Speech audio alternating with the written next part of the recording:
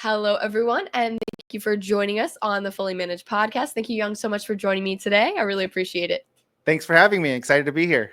Thank you. I'm happy that you're excited because right now we're going to start with a game. So your excitement is just going to grow and grow over the course of the podcast. All right, let's do it. So this game is called Build It or Break It. So I'm going to give you a bunch of business scenarios. You're going to tell me if you should build on it and you like that idea, or you're going to break it and you hate it and you want to stop it right there. Okay. Sound good? Yeah, I get it. I think so. Anyways, yeah. I mean, I'm Right, most likely going to tell you to build everything, but yeah, we'll try anyways and see what happens. You know, I love to throw really bad ideas in there. So, Okay. First one is a subscription service that sends surprise business books every month. Build it. Yeah, I like that one. Yeah, I'm like, really there's the amount of people that I talk to on the podcast that have read a plethora of books that I've never heard of in my life, but they're probably really helpful. That's a great one. That's a really good one. That you should totally build it. You should build it because I don't think it happened. It's not in existence yet. I'm coming up with all these concepts in my noggin. Oh, really? That's great. That's creative. That's good. They might exist, but I actually have no idea. So don't. Oh, you haven't even researched. Okay, got it. I was like, that's a great idea. I like it.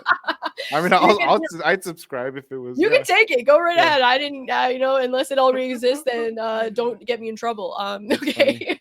The next one is a company culture that celebrates no meetings Mondays. Yeah. I mean, I can go either ways. I mean, I'll say break it.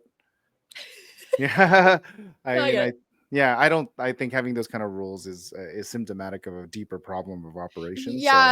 Yeah, no, I completely understand. It's like setting that specific rule is like, why do we have to do that? We have two meetings going on that we exactly. My immediate red flag is like, what's happening that you have to set rules like that? Like, why is there a barrier in place for whenever you start adding like red tape like that or process like that, my question immediately goes like, let's dig in deeper, because it's obviously like a reaction to a symptom that isn't addressing the root problem. Yeah. So something's very inefficient. No, I love the philosophy going into that, because it is. I told you there'd be bad ideas in here. No, it's a good one, but you're not gonna build everything. Okay. Okay. Here's one that's on theme. Launching a podcast as the first marketing channel for a new startup. Yeah, build it. All right. Yeah. I feel like podcasting has been game changing for me. I mean, I have nowhere near your distribution, but I actually have been able to generate a ton of great network through guests and just networking, and it's just such a more easier way to build a relationship with someone that is not in your network.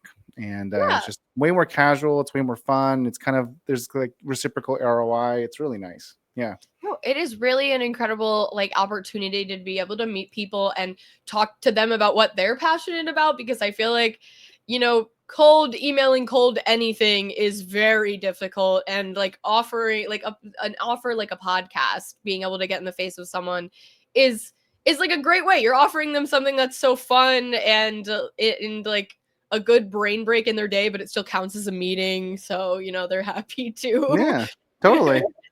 Totally. Yeah, I do love it. I totally agree with you. Okay, I'm giving you 2 more scenarios and then we're moving on to you. All right, let's do it. All about you. Okay. I'm ready. A social media app exclusively for entrepreneurs to share failed stories. So things that they've done wrong in their business. Yeah, build it. Build it. Yeah, I mean, you could use Reddit too, but yeah, build it. Yeah, absolutely.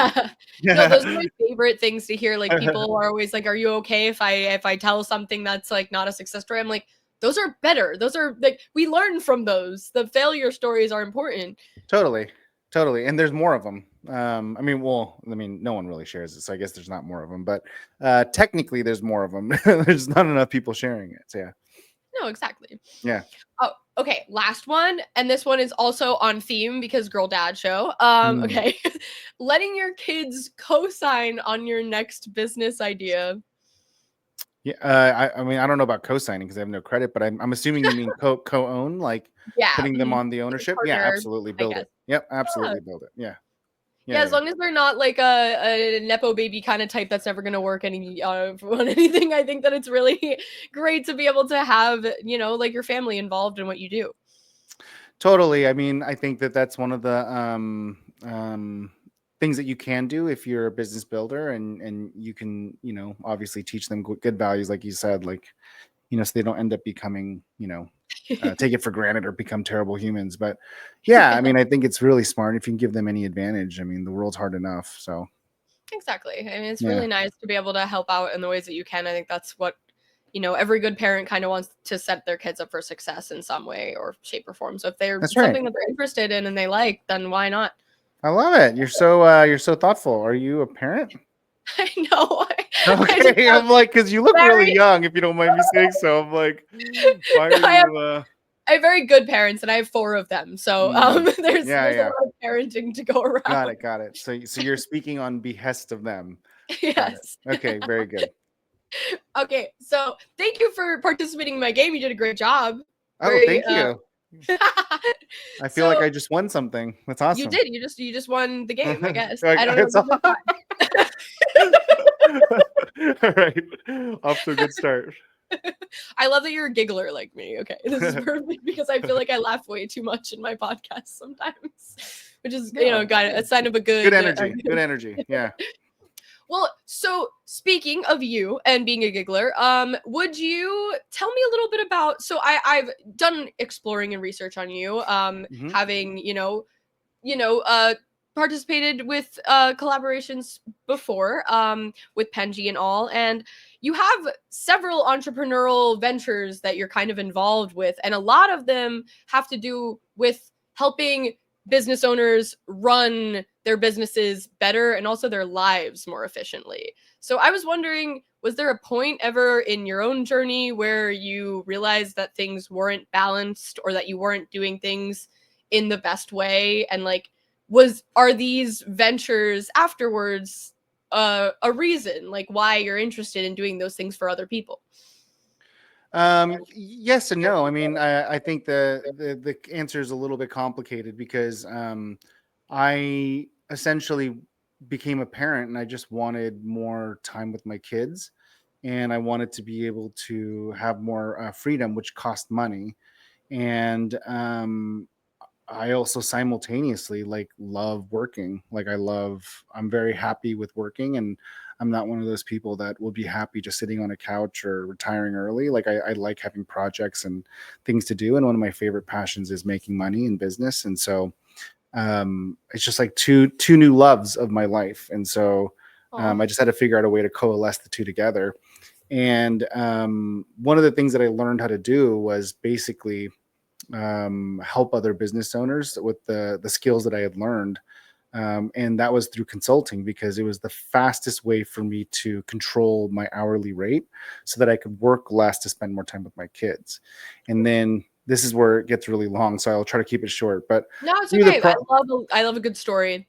through the process of consulting, I started to like escalate my abilities and my technical skills in business operations, because instead of having one job at one company for 3 years or 5 years, I had like 9, 10 clients at a time, and I got to see all the similarities in all the companies. And so whether it was mental health or robotics or crypto or life science, it didn't really matter. 75% of the business was exactly the same. And so like the core operations are literally the same. You need to make money, you need to have good top of funnel, bottom of funnel, you need a good process for servicing the clients, you need to have good product market fit, you need to make sure you have margins, you need to have processes and systems and operations, you need to have a way to hire and scale the output, you need a way to control the money, right? Like it's literally the same. 75% of all businesses are the same. And then you add in the 25% that makes it different, which is like, oh, we're like, we do mental health, or we do like window treatments, or we're a pool cleaning, like, yeah, that stuff is different, but like the meat and bones is literally the same. And so when I started realizing that, I started documenting that process, and I started helping more people because now I had a system.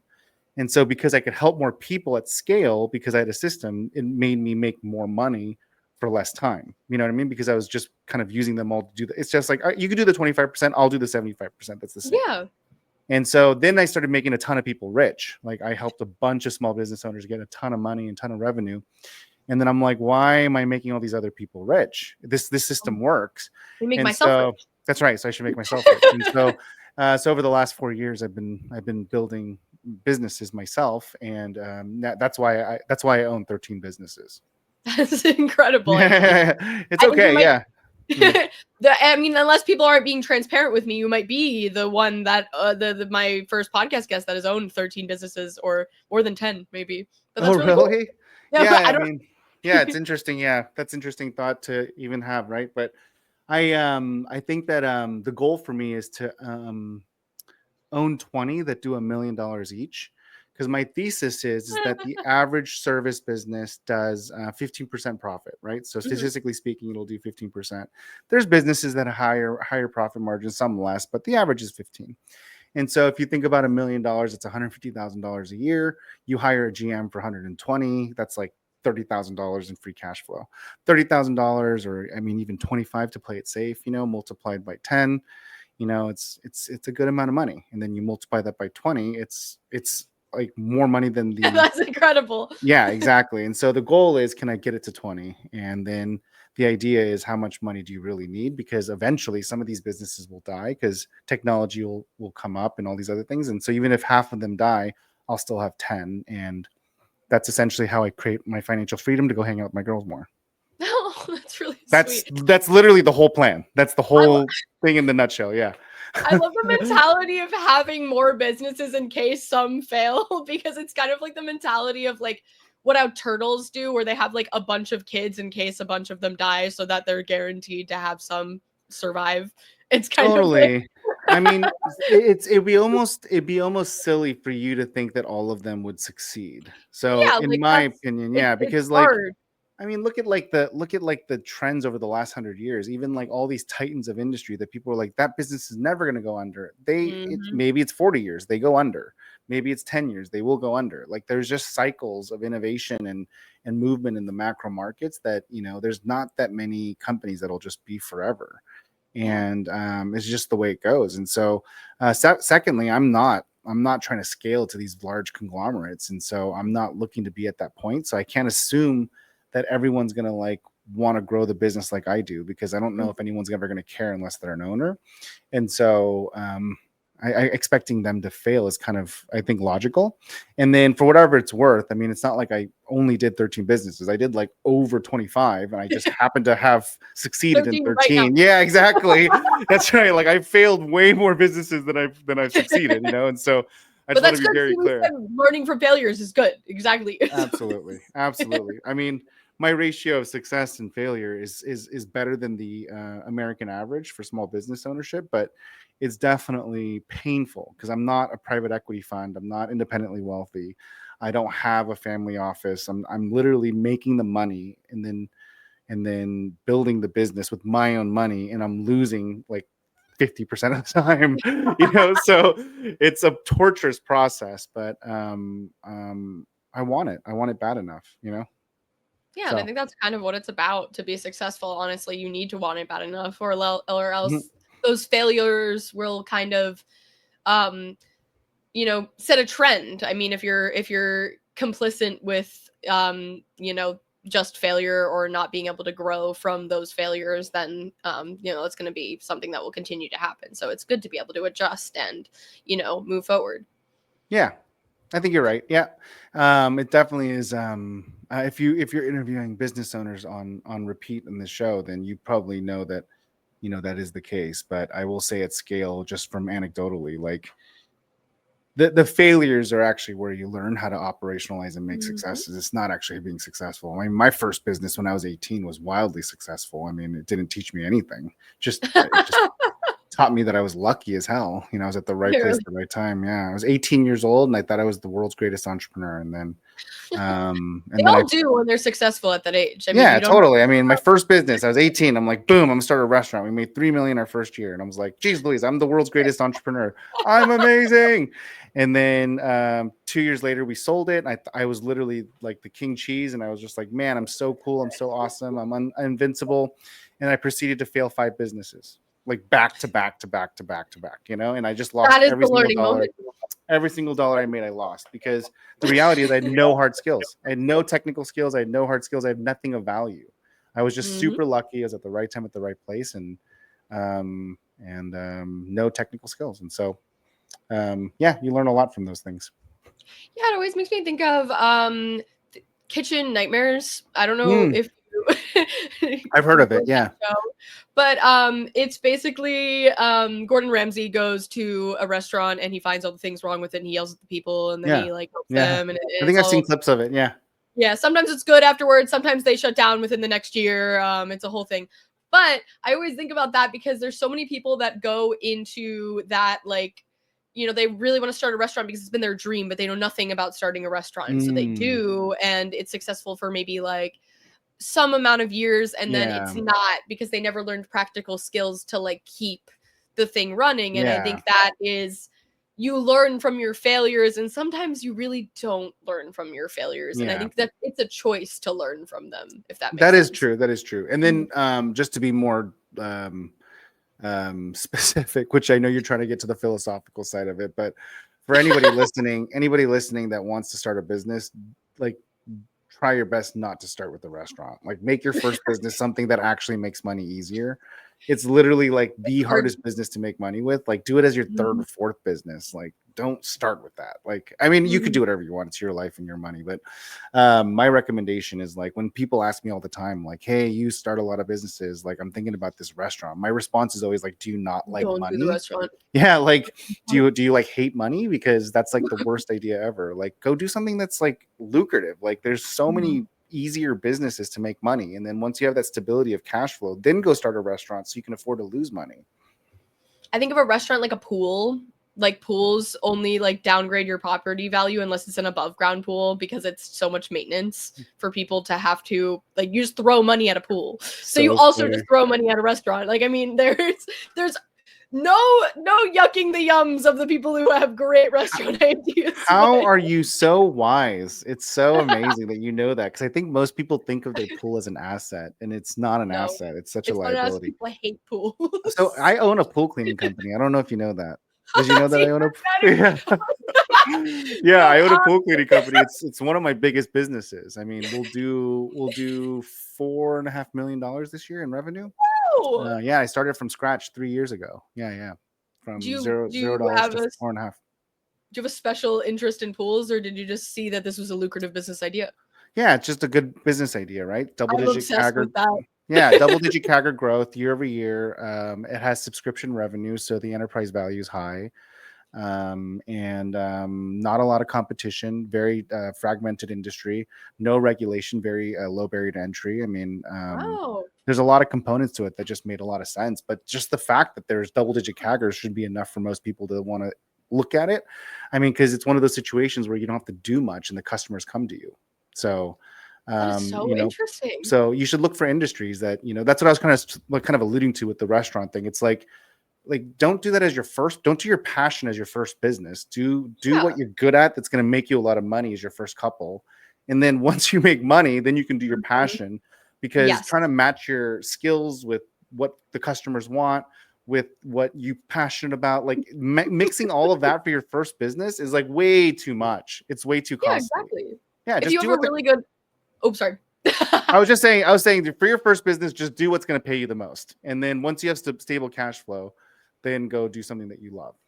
Exactly. Because you can be it's the same kind of mindset as like retirement. Like, if you want to retire, my parents all tried to retire and hated it and just kept working. I think that's hysterical. But it's like the same idea of retirement, of like, you're working towards that. Like, maybe that's your end goal, and like that end goal is something that's super exciting. And then maybe in the interim, you just have to make money to do that. Like an entrepreneur, your first business venture might not be your passion project, but it can work towards your passion project. Like, if you have a great business that's super successful, you can then eventually open a restaurant that may waste some money, but you can still do what you want with it because you have enough money to do that. Totally. It's also no different than not being an entrepreneur. So if you're just an executive, or you're a worker, or you're just a W-2, like, I call you guys muggles, but if you're just a muggle, like it's totally fine. It's the same exact thing. You should try to do things that generate the most value in the world. Like, what are you naturally good at that you can exchange your value for the most amount of money that you can? And once you have established that, then that gives you the luxury of venturing into other fields or industries or roles or whatever that may be. But learning that technical skill that you're naturally good at that people value is the first order of business. It's just, I'm not saying you have to do that, but it's logically puts you in a much higher advantage position to go chase the things that you want to do and chase the career that you want and be able to ultimately have the title and pay and the direction that you want to have it if you're at a state of like having a really good competency that people value. Yeah, no, I this is a great philosophical conversation because it's true. I think that a lot of people like it's almost unrealistic, and it's a little sad maybe that it's unrealistic, but that you're going to love your first job. Like a lot of people love their first job and it's like at a restaurant in their hometown, and that's a little different because maybe that's not like for your career perhaps. But you can land a job that you're really good at and maybe you don't love, and then you can grow that into something that you're making so much money or you're able to save so much money, in which you can go into a field that maybe might be paying you less but is something that you truly enjoy so much, and that's like giving you that opportunity. And sometimes you just have to work towards like your perfect life kind of thing, I guess. Yeah, I think you're hitting it on the head. That's basically what I'm trying to say as well too. And I think that both ways work, and you can do however you want, but one way just yields a higher level of success. Yeah, exactly. So with all these entrepreneurial ventures, which you have way more than I even knew in research, so that's like, this is incredible. Well, I mean, okay. I think I mean, it's probably because my content is not being updated regularly. I'm building 3 to 5 businesses a year, so it's probably moving a lot faster than I can keep up with my content. A little too hard on yourself on the content end of things. I wouldn't be able to keep up with that many businesses either. But I want to know more about like, okay, well, what are your passion projects within those businesses? Are you not there yet? Or what are the things that you're really excited about when maybe during the processes of all of these, or just in general? Yeah, so the biggest thing that I'm really passionate about all of this is that I'm building my the grand master plan is it's even more harebrained and wild than what I just told you, believe it or not. But the ultimate thesis is that I have all these businesses, but they're all stitched together and they all make sense. People don't understand why I have so many businesses, but once they hear the full story, they think I'm a nut job, right? But the full story is that I have basically built an operating system that has a high success rate of generating businesses to $1 million in annual revenue. And just by getting a business to $1 million in annual revenue, you've already surpassed 90% of small businesses, right? And the chances of survivability and longevity are just like tripled because of just hitting that $1 million revenue mark. Because now you have a little fat in the business and you could sell it for enterprise value. You have you should typically have cash flow that you can use to invest in the business and hire specialists. And so there's a lot of things that change when you hit that marker. And I have a operating system that really helps you get there at scale. And so as you start to build these businesses, there's a couple of things that you realize very quickly. Every business needs marketing. So that's why I have a digital marketing agency. You need content. That's why I have a video production company. You need sales. That's why I have a sales coaching and development company. You need HR. That's why I have a learning and development company. You need finance. I have my fractional CFO business.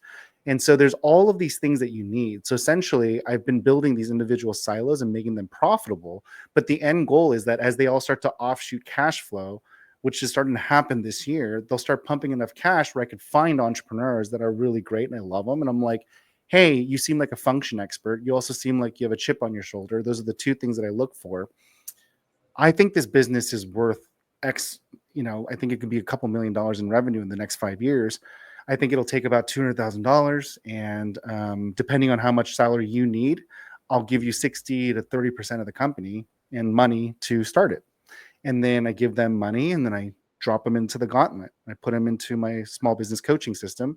They take them through all the systems and then hire all the service providers I need.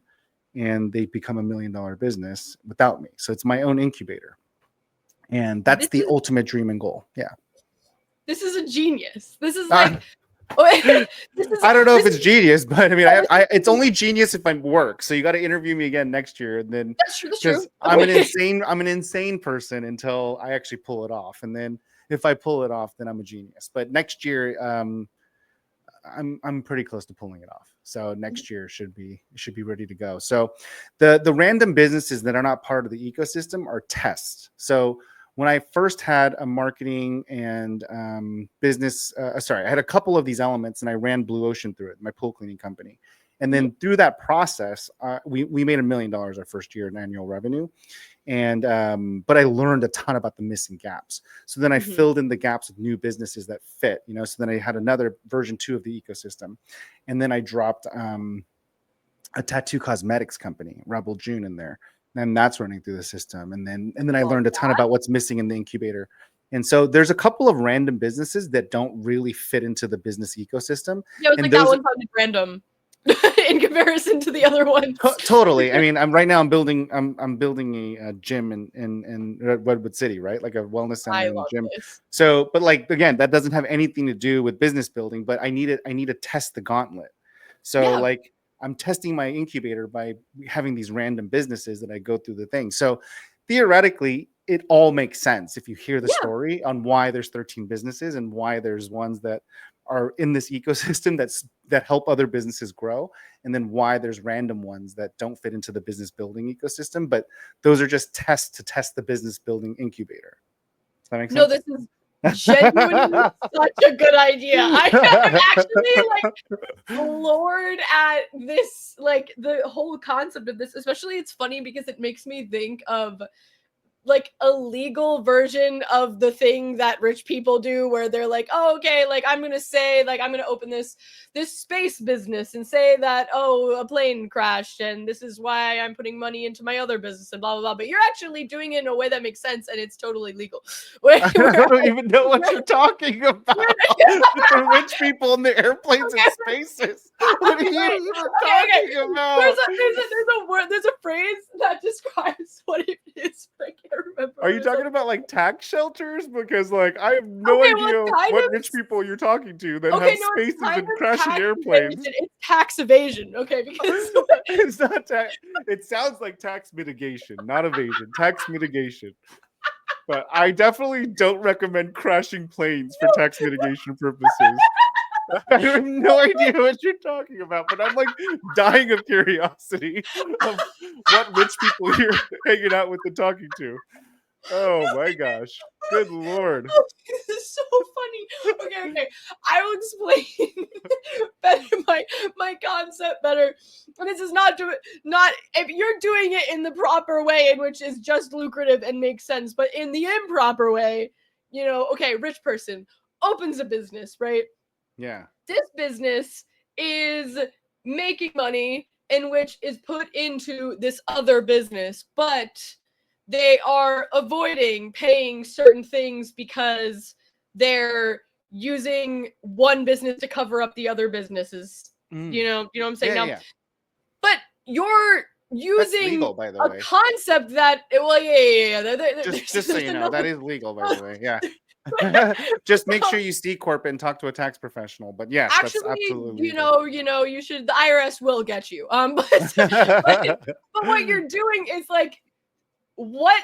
Like, you're doing it in just an honest and genuine way that's not illegal, and that's only. I don't know why it made me think of the bad thing. I don't know either, and I don't know why there's plane crashes in your example.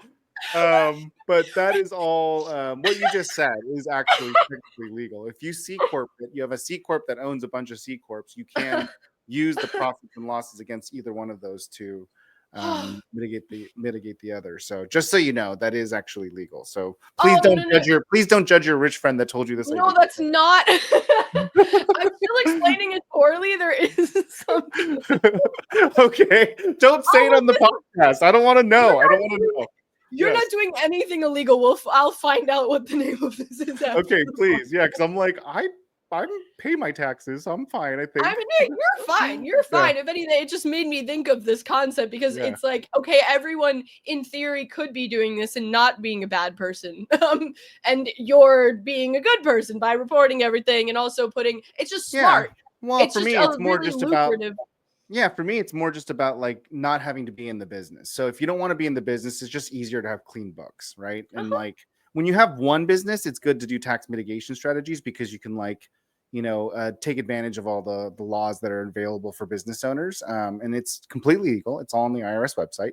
You're incentivized to do so because it creates jobs, it creates opportunities, it creates economy, it rotates capital, right? So it's all good for the local communities. But for me, because I'm trying to not be in the business, it's just easier to keep it just standard. And it's worth the cost of not being so aggressive on the risk mitigation, but I'm sorry, tax mitigation. But the point being is that the next evolution of this is then to, if I can pull this off next year, which I'm really hoping I can, the next evolution is to find as many people that I can to help them start a business. And that's kind of my legacy. So, I mean, it's hard to tell because I'm Asian, but I'm pushing 50, right? So I'm not a spring chicken. And I definitely feel very confident that this will work. And if it does work, I'll be in a really unique position to be able to help a lot of people. And when I think about who I want to help and how I want to help it, I want to help people by helping them earn equity in a business, because I feel like that's the fastest way that I can impact my local community and actually do something tangible by helping people, enter the middle class. And I think the fastest way to teach people how to enter the middle class is by giving them equity in a company so that they actually have another vehicle that makes them money without an hourly service. Yeah, that is definitely a really great way to be able to, move up a tax bracket, especially when there's so many things in the way of doing that in a normal job, like having Yeah, but they just talk to you and then they crash planes and then they don't have to go pay any taxes and you're good. Yeah. I was like, you're gonna laugh when I tell you the concept because it's definitely something that's so easy to explain, and I'm just doing such a poor It sounds job. like Machiavellian. Like you have to like fake your own death and then like come back like Jesus Christ and then like you don't have any taxes or something. It sounds ridiculous. I'm just using like a really funny concept to explain what I clearly can't do well. And I love that you went into taxes now because that wasn't even my point, but I don't even know what you were trying to say. I don't know. Sorry for bringing you to taxes. I just immediately went like, what? Why are there planes involved? I'm like, now I'm making this man defend himself because he thinks he's doing something illegal. I'm not calling you out for doing anything illegal. On record too. It sucks. Yeah. If anything, I'm commending you for not doing something illegal and crashing planes and so whatnot. Funny. Oh my gosh. Anyway, you're crazy, girl. Talking about this, so the setup in which you've had for all of these businesses and like making them lucrative and making them be successful through like the plan that you have. Can you talk a little bit about the plan? I know you don't want to like give your secret sauce, but I'd love to have like kind of an overview. Sure. Yeah. I don't want you to give away your secret sauce, but I want you to give your secret sauce. No, I don't mind. Or maybe omit like the most secret. No. I don't mind at all. I don't mind at all. Like you literally can subscribe to my newsletter, and I write a weekly newsletter, and I essentially give it away over time, right? Like I have no issues with it. I will say that my small business coaching business started not because of a desire to be a small business coach. It started because I started this process of building businesses, and I had so many of my friends and family ask me for advice and help. And I track every hour that I live. And there was one year where I spent like over 250 hours just like giving so much to my friends and family. Aww. Yeah. And trying to give this advice for free, giving the whole operating system, giving them everything. And then I think like I tracked it. And at the end of the year, like it was like 6 people started a business. And it was like so frustrating because I'm like, I'm literally not achieving my dreams and goals because like you're now soaking up my time and only 6 of you guys did something with it. And I got so angry and I was like, oh my gosh, I'm literally a year behind because of you guys. and nobody did anything. Like 6 people started a business. And so the following year I charged $1,000 a year. I'm like, pay me $1,000 a year and I'll talk to you. And I just assumed, nobody would sign up for it. Like, and again, 90% of people went away, which was amazing. But 15 people said yes. And that's how Owners Club started. Oh. And I'm like, I guess I should build this business, because like I did not expect that to happen. And so okay, so are you gonna tell me that I need to give you $1,000 in order? No, not at all. Please don't. Yeah, no, not at all. And we've lowered the price. It's now $500 a year. I can give you a Penji code too if you want to join for thank you. 30% off your first yeah, month. exactly. So in a nutshell, the system is really broken down into 4 components, right? There's 4 major systems: system 1, 2, 3, 4. And my recommendation is try to go as linearly as possible in sequence, like building a house. Like it's a foundation, and then pillars, and then scaffolding, and then the rooms and the innards, and then at the end of it, your amenities and niceties, right? So that's kind of like my house analogy for how you build your business. And it's kind of fun, because most business owners just like listen to Gary Vee and then Grant Cardone, and they listen to all these influencers, and everyone, they love the feedback, and all of those things are right. These people are all right. They're saying all the right things. The problem is it's not in sequence. And so you can't worry about some of those things until you have fundamental foundations in place. And so we just help businesses get those foundations in place and kind of stack it on over time. And I just have a very specific sequence. And it starts with customer predictability, product market fit and margins, and then fiscal visibility. So once you have a very confident operating system that helps you understand that if you do these 3 tactics and you spend 8 hours, 14 leads comes out consistently 80% of the time. Like, you have 3 of those tactics. That would be a good customer predictability, right? Like, then you have a lever that you can control, because you know how to jack up your customer count or your lead count pretty predictably. The second thing is, do you have a lever to say, hey, I can increase my prices, lower my prices. I know what my products and offerings are, so that I can like tweak it to basically create more revenue, or create more cash flow, or create more profitability. Then you have good product market fit and product margins. And then the third thing is, do you have good financial models that say, if I bet $30,000 to try to make $100,000, do I have a good way of tracking that bet? Right? So you want to forecast and model. And those are the 3 levers that you need. And if you have those 3 levers, you can have a really good life.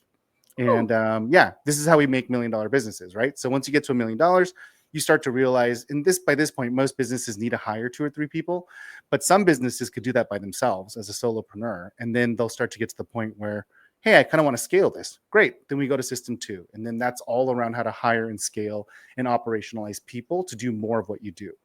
And so we break that down into quantification, qualification, compensation, and accountability. And those are the 4 pillars that we teach to help you understand how to start like leveraging other people to do specific components of your job and of your business. And then as you start to scale, you'll start to have people that want to move up. And then eventually you're going to want to get away from the generalist strategist position and either get more time freedom back, or go back to the reason why you love that business, which maybe it's a baking business. So now, instead of being a CEO and an administrator and a diplomat, you want to go back to baking. Great. Let's go hire a GM, and we'll teach you how to do that. We use a system called Manager, Coach, Mentor. And then we basically teach you how to place a GM, and then you go back to baking while you're making all, the money as an owner, but you're doing the thing that you loved about the business, or you're just getting more time freedom. And then you kind of stop there if you want it to be a lifestyle business, or if you want to continue to go. We have a system 4 that helps you do vertical or horizontal integration to use your core business as an advantage to build a second vertical. Wow. Okay. I love the idea of like having options as well, because I think that's incredible. Yeah. No, being able to move where you want to be, especially after being lucrative and being successful. Yep. I know that you do have to go because we're incredibly over time.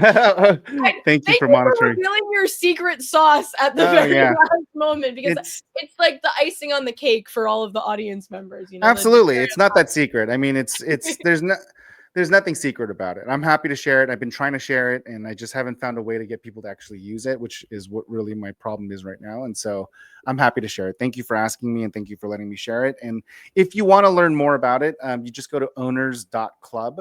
And if you want to learn more about me, you can go to alwayshan.com. And you can find all the things that I'm working on and what I do. But the system itself is really good. I'm really proud of it, and I am in the process of writing a book about it and trying to get it out to more people and help more people, because it has like a 60% success rate, which is amazing. You know, I mean, obviously it sucks to lose 40% of my businesses, but yeah, it's still way higher than the 90% failure rate of small business in America. So no, that's incredible. yeah, it's way better. Yeah, so if you could take whatever advantage you can by having a system, you should take it.